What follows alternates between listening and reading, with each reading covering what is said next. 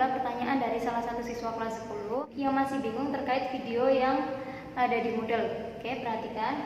Untuk penjumlahan vektor, di sini ada 3 jenis yang akan Mem jelaskan. Yang pertama adalah penjumlahan vektor yang searah. Misalkan ada seseorang siswa, dia berjalan menggunakan sepeda motor sejauh 40 km awalnya ke arah timur. Kemudian dia berhenti sejenak, kemudian dia berjalan lagi sejauh 35 km. Maka resultan perpindahan yang dicapai adalah perhitungannya dari awal perjalanan hingga akhir di ujung perjalanan. Karena dia arahnya searah, sama-sama ke timur, maka kita tinggal menjumlahkan saja untuk resultannya. Resultan sama dengan perpindahan pertama ditambah dengan perpindahan kedua. 40 km ditambah dengan 35 km, jawabannya adalah 75 km. Dan untuk arahnya, dia mengikuti arah dari kedua vektor, karena vektor ini arahnya sama. Selanjutnya adalah jika dia perpindahannya berlawanan arah. Misal, kalian awalnya berjalan ke timur sejauh 40 km. Kemudian kalian lihat, kalian tadi lihat di beberapa kilometer sebelumnya ada tukang bakso, kalian mau beli. Jadi kalian balik lagi ke barat untuk membeli bakso sejauh 10 km. Maka perpindahan yang kalian tempuh adalah dihitung dari awal perjalanan hingga tempatnya tukang bakso ini. Berapakah perpindahannya? Kita simak. Awalnya kalian berjalan sejauh 40 km.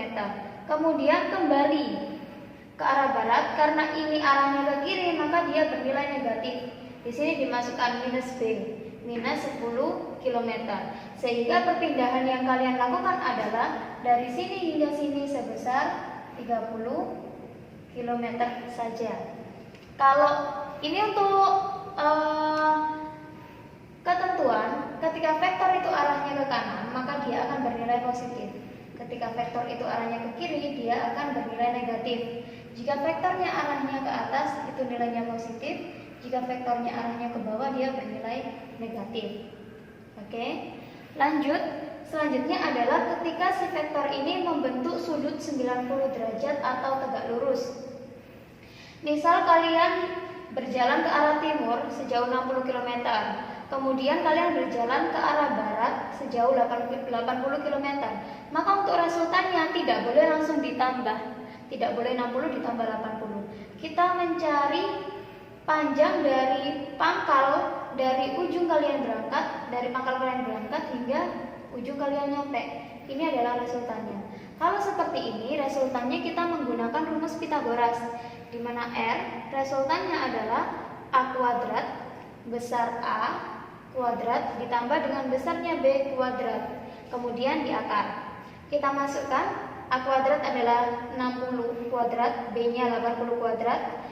60 kuadrat adalah 3600, 80 kuadrat 6400, kemudian kita jumlah hasilnya adalah 10.000. Ini di akar, sehingga didapatkan hasil resultan kalian adalah 100 km. Panjang resultan ini adalah 100 km. Kemudian jika kalian bertanya berapakah arahnya, arah itu berarti yang ini, sudut yang kalian dibentuk dari sumbu X dengan resultannya. Arahnya bagaimana? Untuk mencari arah, kita menggunakan persamaan tan theta sama dengan Y per X. Panjang Y dibagi panjang X. Sekarang kita lihat mana sumbu Y-nya.